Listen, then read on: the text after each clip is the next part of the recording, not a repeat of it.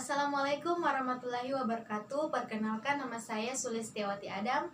Di sini saya akan mempresentasikan materi mengenai besaran organisasi.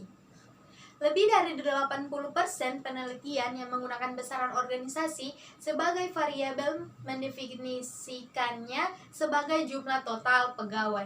Hal ini konsisten dengan asumsi bahwa karena manusia serta interaksinya adalah yang terstruktur daripada dengan ukuran besaran lainnya.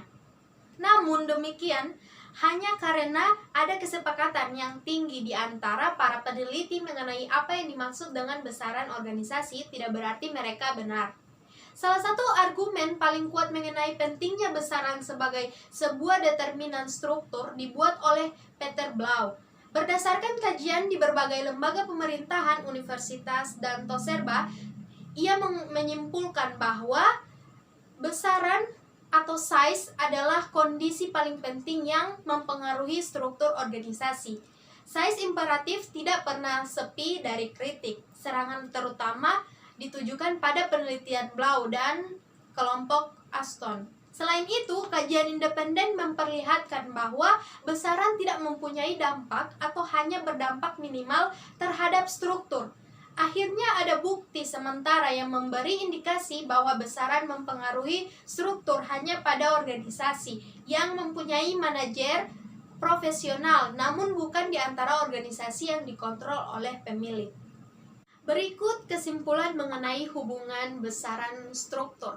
Sebagai gambaran terakhir, hubungan antara besar dan struktur tidak jelas. Meskipun beberapa orang telah menemukan adanya hubungan yang kuat dan mendukung sifat kausalnya, yang lain menentang pendapat ini atas dasar metodologinya atau menyatakan bahwa besaran merupakan konsekuensi ketimbang penyebab struktur. Tetapi, jika kita melihat penelitian itu secara lebih rinci, maka timbul pola yang lebih jelas. Kita akan memperlihatkan bahwa besaran pasti tidak menentukan keseluruhan desain struktur, tetapi penting untuk meramalkan beberapa dimensi struktur. Yang berikut, besaran dan kompleksitas. Blau menemukan bahwa dampak besaran terhadap kompleksitas berada pada tingkat yang menurun. Penemuan Mayer tidak dapat diabaikan, meskipun juga dibatasi hanya pada kantor pemerintahan. Ia memperlihatkan bukti kuat yang mendukung size imperatif. Kita dapat menyimpulkan untuk sementara bahwa besaran mempengaruhi kompleksitas, tetapi ada tingkat yang menurun dalam organisasi pemerintahan. Yang berikut, besaran dan formalisasi. Penemuan Aston mendukung pandangan bahwa besaran mempengaruhi formalisasi. Kesimpulan Hale adalah bahwa formalisasi tidak dapat dilihat dari pengetahuan tentang besaran organisasi, tetapi ia juga mengakui bahwa hal tersebut tidak dapat diabaikan. Peninjauan kembali secara menyeluruh yang akhir-akhir ini dilakukan terhadap 27 kajian yang menyangkut lebih dari 1.000 organisasi menyimpulkan bahwa hubungan antara besaran dan formalisasi sangat tinggi, positif, dan secara statik bermakna. Yang berikut, besaran dan sentralisasi. Adalah bijaksana untuk menyatakan bahwa tidak mungkin mengontrol organisasi yang besar dari atas, karena lebih banyak hal yang terjadi daripada yang dapat dihayati oleh seseorang atau sekelompok orang, maka mau tidak mau harus ada pendelegasiannya.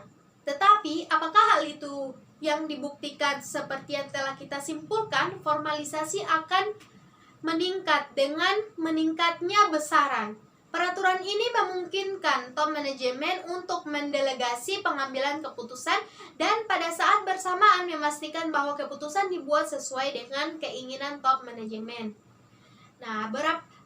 Berapa besarkah besaran itu? Sebuah hasil yang menarik menyatakan bahwa pengaruh dari besaran kelihatannya akan menghilang waktu jumlah pegawai bertambah. Jika menjadi besar, organisasi cenderung mempunyai kompleksitas yang tinggi, formalisasi yang tinggi, dan desentralisasi. Artinya, jika organisasi menjadi besar, pertambahan dalam jumlah pegawai tidak akan mempunyai pengaruh lebih lanjut yang mencolok.